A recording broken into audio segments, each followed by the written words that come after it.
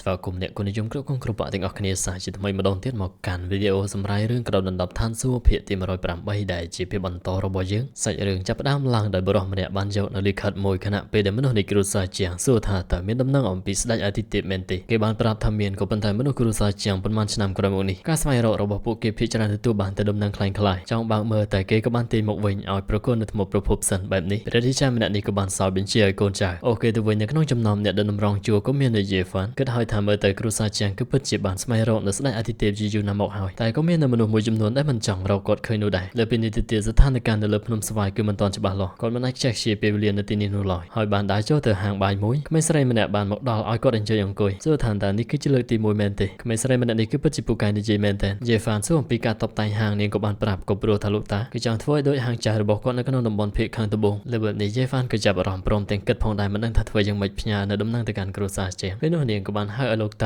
ាលើកមកហូបមកពេលដែលលោកតាមកដល់យេហ្វានពិតជាភ្ញាក់ផ្អើលមែនទែនក៏ព្រោះថាគាត់គឺជាលោកពូជាងដែលយេហ្វានបានជួបកាលពីមុនហើយក្មេងស្រីម្នាក់នេះប្រកាសថាគឺជាធីងសមាជិកគ្រួសារជាងបុរាណតែពួកគេហាក់បីដូចជាមិនចំណាំយេហ្វានបាននោះទេដូច្នេះបានបិទហាងព្រមទាំងសរសើរទៅកាន់ស្នៀតខ្លាំងបន្លំរបស់យេហ្វានគឺពិតជាអស្ចារ្យតែមិនថាយ៉ាងណានាងយល់ថាមុខមាត់នេះគឺសង្ហាជាងយេហ្វានបានសួរទៅកាន់លោកពូហើយក៏ព្រោះថាគ្រួសារជាងបានបញ្ជូនមនុស្សឲ្យនាំអ្នកទាំងពីរចូលទៅកាន់គ្រួសារវិញចុះហេតុអ្វីព្រះរាជាប្រាប់ឲ្យថាកុំនិយាយអំពីវាទៀតអីធីងក៏បានតបមិនបានជានិយាយមិនបាននេះក៏ព្រោះតែពួកគេគិតថានាងព្រះរាជាក៏បានក្រហមឬហើយបានសួរទៅកាន់យេហ្វានថាតើមានបញ្ហាអ្វីសំខាន់មែនទេបែបនេះគាត់បានសួរឲ្យថាតើពួកគេដឹងអំពីអាទិទេពគ្រួសារជាងថៃស៊ូដែរទេធីងឆ្លើយឲ្យព្រោះថាស្ដេចអាទិទេពត្រូវបានគេគោរពទូទាំងតងហួងតែនរណាដែលមិនធ្លាប់ឮពីគាត់នោះតែគ្រាន់តែនាងបានលើនយាទុំនិយាយថាគ្រួសារជាងក៏បានស្វែងរកគាត់អស់រយៈពេល4000ឆ្នាំហើយគឺមិនជោគជ័យនោះឡើយយេហ្វានប្រាប់ថាអត់នោះទេគាត់គឺបានធ្លាប់ជួបជាមួយនឹងស្ដេចអាទិទេពក៏ដូចជាត្រូវបានជាប់ឃុំនៅលើភ្នំស្វាយបែបនេះនាងក៏មានការភ្ញាក់ផ្អើលយេហ្វានប្រាប់ថាភ្នំស្វាយនៅពេលនេះមានភាពចលាចលគាត់ចាំបាច់គឺត្រូវតែផ្ដល់ដំណឹងទៅឲ្យគ្រួសារជាងតែតាមអ្វីដែលគាត់បានឃើញនៅថ្ងៃនេះមានមនុស្សនៃគ្រួសារជាងមួយចំនួនគឺលែងចង់ដឹងឮអ្វីអំពីស្ដេចអាទិទេពទៀតហើយព្រះរាជាងក់ក្បាលធីងប្រាប់ថាត្រឹមត្រូវពួកគេចំណាយពេលជាច្រើនឆ្នាំស្វែងរកនៅដំណឹងរបស់ស្ដេចអាទិទេពក៏ប៉ុន្តែគឺមិនបានឃើញនោះទេបានត្រឹមតែទទួលរងនឹងការខាតបង់យ៉ាងធ្ងន់ធ្ងរឥឡូវនេះអ្នកមួយចំនួនគឺលែងជឿថាស្ដេចអាទិទេពនៅមានជីវិតទៀតហើយក្រោយពីលឺអញ្ចឹងយេហ្វានដឹងថាការផ្ញើដំណឹងទៅត្រង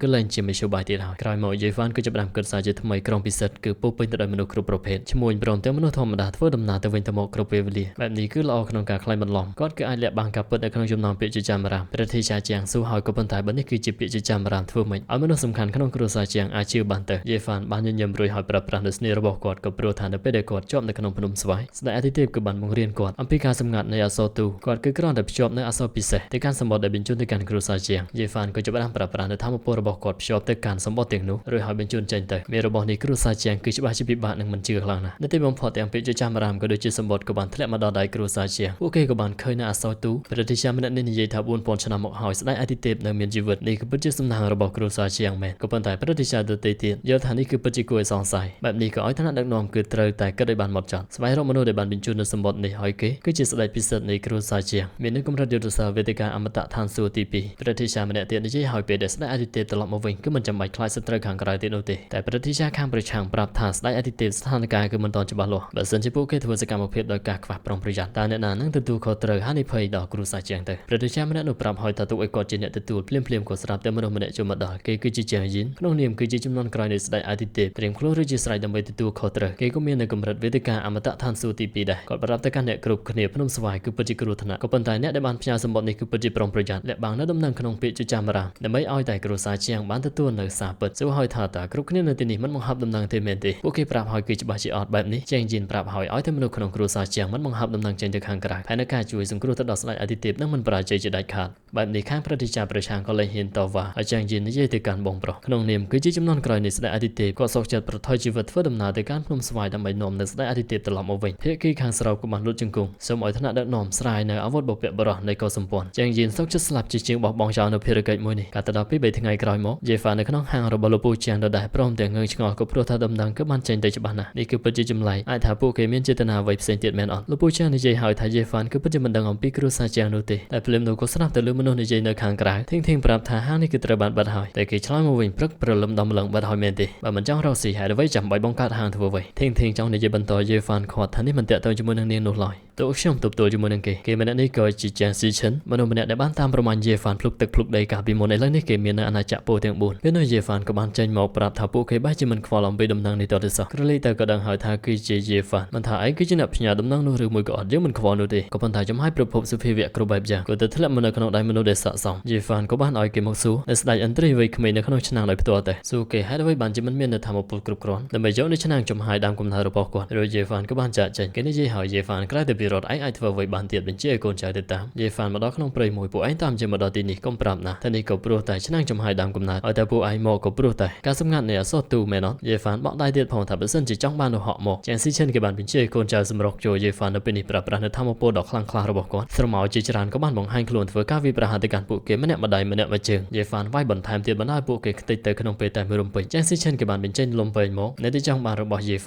វានប្រាប់ទៅវិញហើយថាលោកម្ចាស់ទូជាងគឺពិតជាមហិច្ឆតាធំខ្លាំងណាស់ថ្ងៃនេះយើងគឺនឹងបញ្ជូនឯងទៅកាន់ឋាននរកទៅចុះរួចហើយបញ្ចប់នៅផ្លូវអធិរាជនៅជាតិក្រោយក្រោយពីលើបែបនេះគេបានចុះមកមើលស្រាវជីវភាពយេហ្វានត្រឹមតែវាមានតៅបាយជាហ៊ានក្អេងក្អាងក្រវីនៅលំពេរបស់គេឆាច់បញ្ចេញនៅចំហាយនេះគ្រីជាច្រើនហោះហើរពីពេញមេឃក្រោយពីឃើញនេះគ្រីនេះជិតមកដល់អមទៅឲ្យលំពេរបស់គេយេហ្វានហាក់បីជាមិនខ្ចីព្រឺរត់គេចដូចជាពីមុននោះឡើយចាប់នៅលំពេរបស់គេហើយក្រវែងទៅក៏ដូចជាតាមម៉ាត់មួយដែរនិយាយទៀតថាស្នេហ៍កពិចកពុកហើយប្រាណស្នេហ៍ប្រភពឋានសួគ៌របស់គាត់ទៅចាត់ការគេព្យាយាមយកនៅលំពេរងចុះរងឡើងតែយេហ្វានមិនត្រឹមតែអាចគេចចេញពីនិគ្រីរបស់គេបានយ៉ាងងាយស្រួលនោះទេថែមទាំងចាប់នៅលំពេរបស់គេដណ្ដើមចេញពីដៃវាយអខ្ទាតចេញសាយជាថ្មីរួចហក់ទៅចាក់និគ្រីសួរទៅកាន់គេវិញឯគឺថាឥឡូវនេះអាចចាត់ការយើងបានមែននេះជាងស៊ីឈិនគេក៏នៅតែបន្តហោះឡើងបញ្ចេញនៅចំហាយនេះជាច្រើនផុសពីដីតែមិនធ្វើនោះទេយេហ្វានចាប់ផ្ដើមប្រើប្រាស់នៅធម្មពលបន្ថែមធ្វើការបំបែកជាងស៊ីឈិនគេឆ្លើយទៅដែរយេហ្វានថ្ងៃនេះឯងគឺច្បាស់ជាស្លាប់ក្រោមកណ្ដាប់ដៃរបស់យើងយេហ្វានគណៈពេលនោះក៏បានប្រាប់ទៅវិញថាឯងនៅស្ទើរពេកហើយសម្រុកចូលសារជាថ្មីម្ដងទៀតត្រៀមនៅកណ្ដាប់ដៃរបស់គាត់វាយទៅកាន់ចំហាយនេះគ្រីរបស់គេបំបែករួចហើយសម្រុកចូលសារជាថ្មីវាយពេញមួយទំហឹងមិនថាបើទោះបីជាលំពេងក៏ដោយមិនខ្វល់នោះទេឲ្យគេធ្លាក់ទៅទៀតហើយក្រោយពីឃើញចឹងគេចាប់ផ្ដើមបើកភ្នែកធំយេហ្វានសួរថាក្រែងឯងចង់បានស្នេហ៍សម្ងាត់មែននេះកុំព្រិចភ្នែកអសោះមើលច្បាស់ទៅ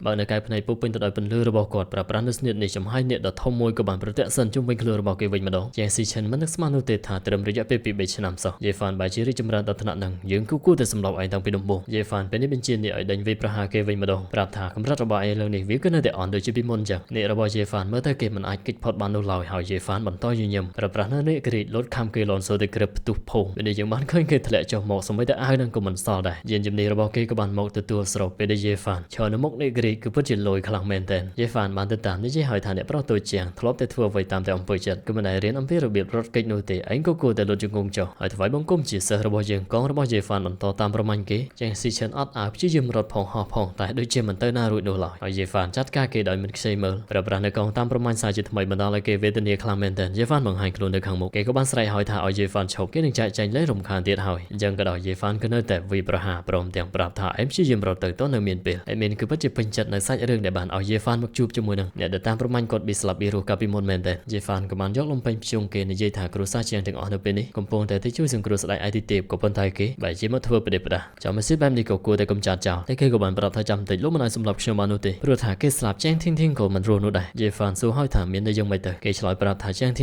ងគឺមាននៅរាងកាយថៃយិនគ្មាននៅថ្នាំដ៏កម្រដែលគេផ្ដល់ឲ្យនោះទេនាងគេច្បាស់ជាមិនអាចរស់នោះឡើយគ្មានគេនាងគេច្បាស់ជាស្លាប់ភ្លាមនោះលើនៅសម្លេងធីងប្រាប់ឲ្យថាកុំជឿគេសោះរាងកាយថៃយិនគ្មាននៅថ្នាំទេពនោះទេប្រៀបបានដូចជាផ្លែឈើជីវិតឋានសួគ៌គឺពិតជាវាសនាចាមកថាមានអាយុខ្លីចាងស៊ីឈិនក៏បានសួរទៅកាន់ធីងហើយនាងបែរជាការពារអ្នកក្រៅធីងរត់មកប្រាប់ទៅកាន់យេហ្វានបើសិនជាដោះលែងគេគឺច្បាស់ជាបង្កនៅហានិភ័យតែបើសិនជាសម្លាប់គេក៏អាចបង្កបញ្ហាដែលមិនចាំបាច់យេហ្វានប្រាប់ហើយក៏ដោយសារតែមាននៅធម្មពលសេះសល់តិចតួចនៅក្នុងខ្លួនរបស់ឯងដូច្នេះហើយរកនៅកន្លែងពិសេសឲ្យគេមួយទីចុះហើយបានចាប់គេដាក់ចូលទៅក្នុងឆ្នាំងមួយទៀតហើយឆ្នាំងមួយនេះយេហ្វានមិនដឹងចាប់ជើងខ្លាំងប៉ុន្មានអ្នកដាក់ចូលហើយទេបន្ទាប់មកយេហ្វានប្រាប់ទៅកាន់ធីងគាត់គឺនឹងជួយចម្រាញ់នៅផ្លែឈើជីវិតឋានសួគ៌ឲ្យនាងដូច្នេះហើយក៏មកនាងបបងអីធីងបានប្រាប់ទៅកាន់លបងធំវិញថាសិភៅដែលនាងបានឲ្យកាលពីមុនវាគឺជាគម្ពីរហឹងជីសង្ឃឹមថាអាចជួយដល់គាត់បំបែកនៅដែនកំណត់ព្រមទាំងឈានទៅដល់អាណាចក្រពោធិ៍ទាំង4យេហ្វានបានប្រាប់ថាពី3ថ្ងៃទៀតឲ្យធីងនាំលពូចាងចាក់ចេញពីក្រុងពិសិដ្ឋរងចាំរហូតដល់រឿងរ៉ាវស្ងប់ស្ងាត់ហើយចាំត្រឡប់មកវិញនាងក៏យល់ស្របក៏ដូចជាប្រាប់ថាប្រឹងប្រែងវឹកហាត់ជួយទៅដល់យេហ្វាននាពេលអនាគតហើយចាប់តាំងពីដំណឹងដែលស្ដេចអាទិទេពនៅមានជីវិតជាងយិនក៏បានដឹកនាំកម្លាំងទូទាំងគ្រួសារឆ្ពោះទៅកាន់ភ្នំស្វាយដើម្បីជួយសង្គ្រោះដល់ស្ដេចអាទិទេពក្នុងពេលតែមួយក៏សម្ព័ន្ធដទៃទៀតក៏ចាប់ផ្ដើមធ្វើការវាយប្រហារទៅកាន់ភ្នំស្វាយជាលើកទី3ដើម្បីតាមយកនៅគេដំណើរនៃអធិរាជគ្មានដើមនៅក្នុងសមរភូមិនេះខ្សែរហិតនៃស្ដេចអាទិទេពគ្រួសារជាងគឺបានចូលរួមព្រមទាំងទទួលបាននូវការខាត់បងយ៉ាងធ្ងន់ធ្ងរតែពួកគេក៏ទទួលបានជោគជ័យនៅក្នុងការជួយសង្គ្រោះស្ដេចអាទិទេពជាងថៃស៊ូតែក៏មិននឹកស្មាននោះទេថាវាគឺបានដាស់ឡើងនៅអ្វីមួយយ៉ាងដែលកំពុងតែដេកនៅក្នុងនោះដែលជាសភាវៈដើមកំណើតបុរាណក្រុងពិសិដ្ឋក្នុងពេលមួយរំពេចក៏បានប្រែក្លាយទៅជាសមុទ្រឈាមព្រមទាំងភ្នំនៃសាកសពស្ដេចកំពូលក៏បានបង្ហាញខ្លួនប្រើប្រាស់នូវអាវុធរាជវង្សកម្រិតខ្ពស់បំផុតជាមួយនឹងសម្ពាធនៃអាវុធអន្តរជាតិទាំងនេះពួកគេក៏អាចបណ្ដេញនូវសត្រូវដែលឈ្លាន ពៀនឲ្យត្រឡប់ទៅវិញតែពួកគេក៏បានបន្សល់នៅសំឡេងថាកុំរំខានសន្តិភាពរបស់ពួកយើងម្ដងទៀតដោយសារហើយបើទោះបីជាគ្រូសាជាងបាននាំនៅស្ដេចអាទិទេពត្រឡប់មកវិញដោយជោគជ័យការដឹងខ្លួនរបស់គាត់មិនចាំបាច់សង្ស័យគឺធ្វើឲ្យរំជួយទៅដល់តុងហងទាំងមូលស្ត្រីចាស់របស់ស្ដេចអាទិទេពក៏បាននាំគ្នាប្រមូលផ្ដុំក្នុងក្រុងពិសិដ្ឋសមរភូមិដ៏ធំកំពុងតែចាប់ផ្ដើមហើយក្រោយមកយើងបានឃើញនៅបរិសម្នាក់ធ្វើការគោរពទៅកាន់ព្រះអង្គម្ចាស់ខណៈពេលនោះអ្វីម្យ៉ាងបានផុសចេញពីទឹកព្រមទាំងនិយាយថាបើសិនជាពីមុនពួកគេកំចាត់នៅគ្រូសាជាងគឺច្បាស់ជាគ្មានរឿងអ្វីកើតឡើងដូចថ្ងៃនេះនោះឡើយមនុស្សម្នាក់នេះក៏ដឹងខុសហើយព្រមទាំងមាននឹងការសោកស្ដាយស្ម័គ្រចិត្តផ្ដល់ជូននៅកម្លាំងរបស់ពួកគេទាំងអស់សុភាវៈចម្លែកនោះក៏បានសួរថាតើអវរិយវង្សហឹងជី